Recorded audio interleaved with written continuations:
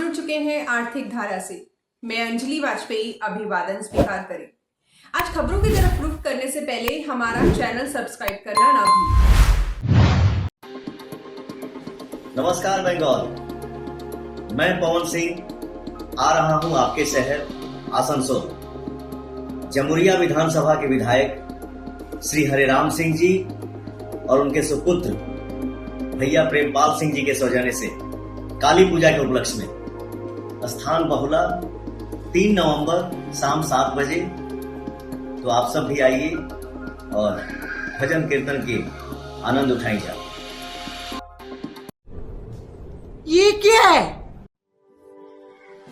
नमस्कार बंगाल, मैं पवन सिंह आ रहा हूं आपके शहर आसनसोल। जमुरिया विधानसभा के विधायक श्री हरिराम सिंह जी और उनके सुपुत्र भैया प्रेमपाल सिंह जी के सौजन्य से काली पूजा के उपलक्ष्य में स्थान बहुला 3 नवंबर शाम 7 बजे।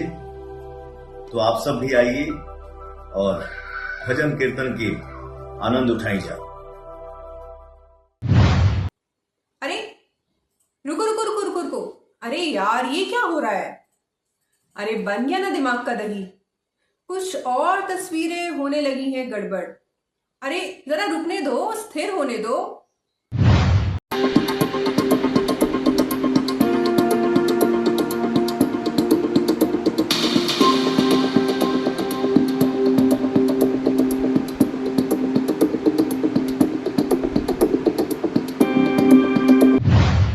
भोजपुरी फिल्मी दुनिया और संगीत के पावर स्टार पवन सिंह का आगमन हो रहा है आसनसोल।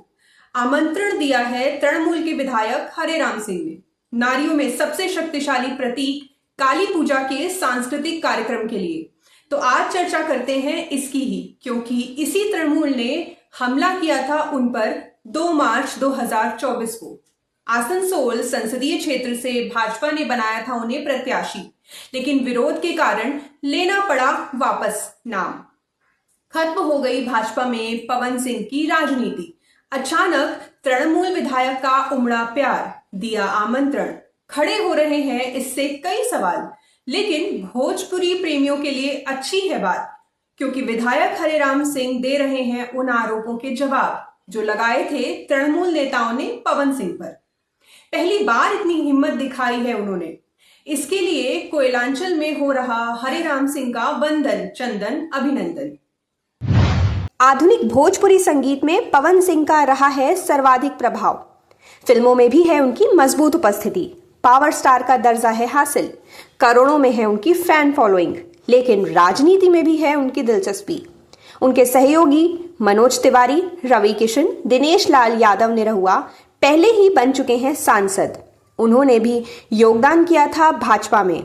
बिहार में रह रहे स्टार प्रचारक राजपूत जाति के युवकों में है उनके प्रति भारी दीवानगी।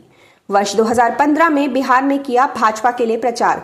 2019 में लड़ना चाहते थे संसदीय चुनाव। भाजपा नेताओं ने दिया था आश्वासन, पश्चिम बंगाल के हावड़ा संसदीय क्षेत्र से मिलेगा टिकट। हिंदी भाषी वोटरों की है बड़ी संख्या। अंतिम समय में हो गया खेला। होता रहा इंतजार, नहीं मिला टिकट। 2020 में फिर बिहार विधानसभा चुनाव में की पार्टी की सेवा। वर्ष 2024 में पार्टी में बनाया दबाव। घोषणा कर दी सार्वजनिक, चुनाव लड़ना है तय, किसी भी पार्टी से, किसी भी क्षेत्र से। पार्टी ने बिहार में साधा जातीय समीकरण। आरा से टिकट दिया आरके सिंह को। 2 मार्च को आसनसोल से नाम की घोषणा की पार्टी ने। इसके बाद बंगाल में मच गया हंगामा। तृणमूल ने खोल दिया मोर्चा। बाबुल सुप्रियो, सागरिका घोष, अभिषेक बनर्जी, डेरेक ओब्रायन जैसे कई उनके गीतों को बताया गया बंगाली महिला विरोधी। भाजपा भुना रही थी संदेश खाली में महिलाओं के उत्पीड़न के मुद्दे को। पवन सिंह बन गए उनसे बड़ा मुद्दा। अपनी साख बचाने के लिए भाजपा ने बनाया पवन सिंह पर दबाव। खुद वापस लें अपना नाव। पवन सिंह ने किया आदेश का पालन, किया है उन्होंने खुद ही खुलासा। इसके बाद की थोड़ी कहानी। भाजपा ने नहीं दिया संसदीय चुनाव में उन्हें टिकट। पार्टी से इस्तीफा देकर काराकट से निर्दल चुनाव लड़े पवन सिंह। दूसरे स्थान पर रहे, लेकिन भाजपा को दे गए भारी झटका। पार्टी को मिली आसनसोल, आरा में हार। काराकट में हारे भाजपा के सहयोगी उपेंद्र कुशवाहा।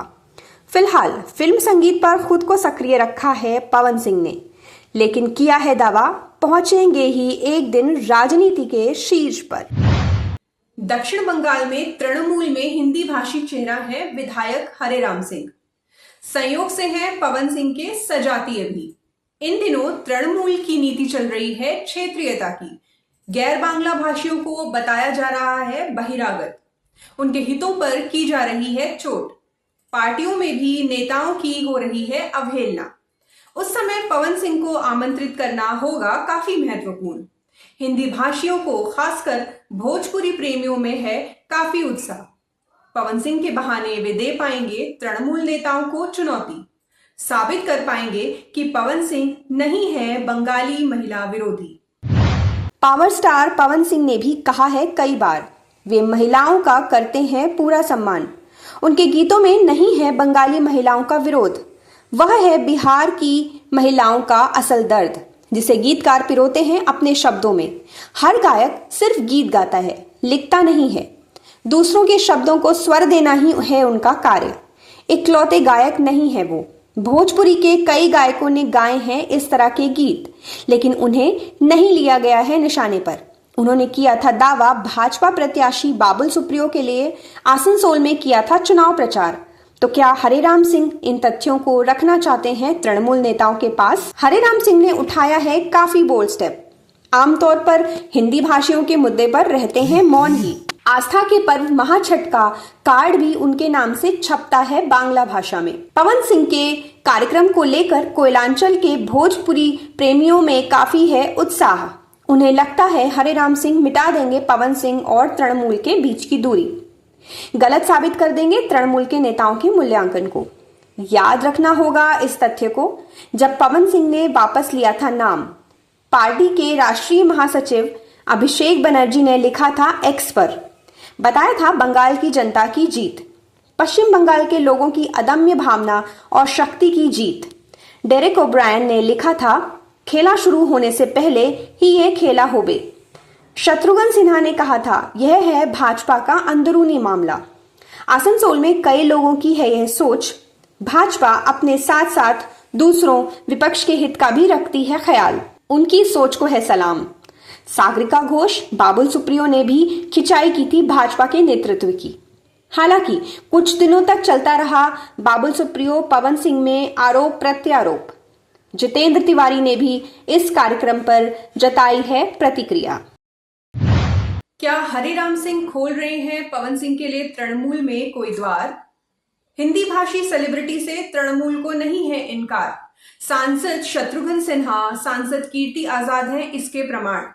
वैसे भी प्रभावशाली हिंदी भाषी नेता की तलाश है तृणमूल को। पूर्व मेयर जितेंद्र तिवारी, अर्जुन सिंह छोड़ चुके हैं साथ। नहीं भरा जा सकता है इस गैप को। पवन सिंह के इस कार्यक्रम को लेकर जितेंद्र तिवारी ने किया है पोस्ट। इस रिवर्स स्विंग के लिए बाबुल सुप्रियो सभी तृणमूल नेताओं को ढेरों बधाई। आर्थिक धारा की ओर से भी शुभकामनाएं। बंगाल में पावर स्टार के आगमन पर बहुत बहुत बधाई। इस कार्यक्रम में आज इतना ही। बने रहें आर्थिक धारा के साथ, क्योंकि हम जुड़े हैं अपनी माटी अपनी थाती से। अब दिन भर की कुछ खबरें फटाफट।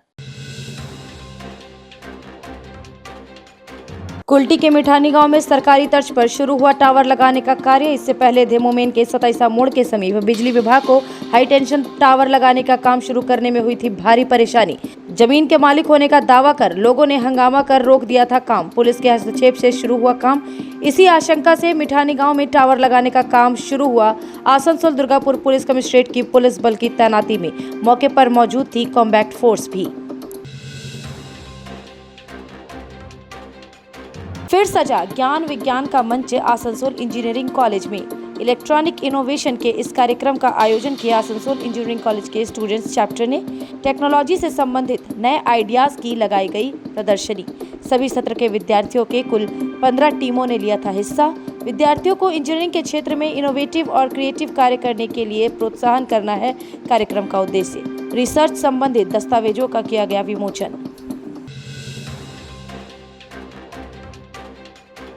बोकारो के बियाडा फेज 3 स्थित एसके स्टील प्लांट में हुआ बड़ा हादसा। बॉयलर फटने से 4 मजदूर हुए घायल। इलाज के लिए 18 वर्षीय विकास यादव, 19 वर्षीय रघुवर, 28 वर्षीय दशरथ और 22 वर्षीय रोशन को बोकारो जनरल अस्पताल में किया गया दाखिल। डॉक्टरों का है कहना, झुलस गई है घायल मजदूरों की सांस की नली, स्थिति है नाजुक। कंपनी के अधिकारियों ने दिया हर संभव सहायता करने का आश्वासन।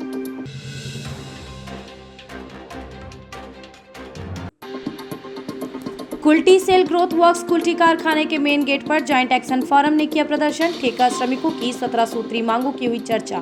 28 अक्टूबर को सेल में होने वाली हड़ताल का किया गया समर्थन। संबोधित किया सीटू नेता सुजीत भट्टाचार्य ने। इंटक नेता हराधन मंडल, बाबू बनर्जी, जोगेश त्रिपाठी, मनवेंद्र बनर्जी, इम्तियाज खान और राजेंद्र सिंह थे मौजूद।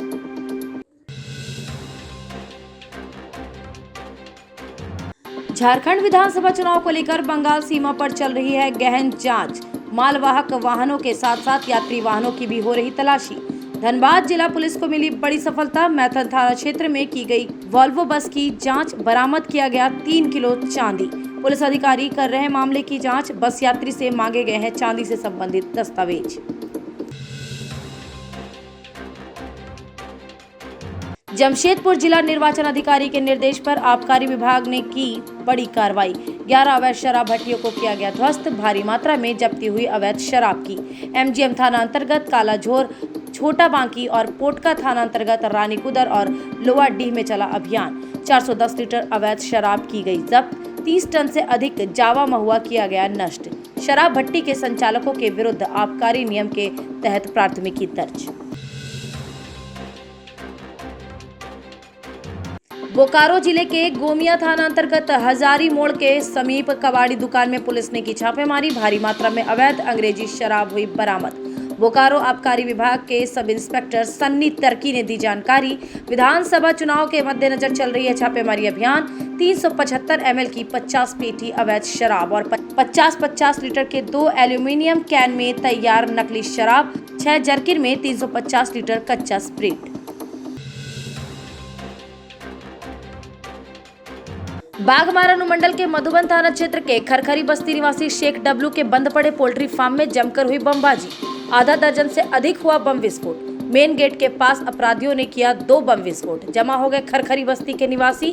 पुलिस अधिकारियों ने शुरू की जांच। 2 कारतूस और 4 बम किए गए बरामद। 2 आपराधिक गुटों में संभवतः हुआ था संघर्ष। निवासियों ने की जमकर पुलिस अधिकारियों की फजीहत। कहा, इलाके में अपराधियों का मनोबल है आसमान पर।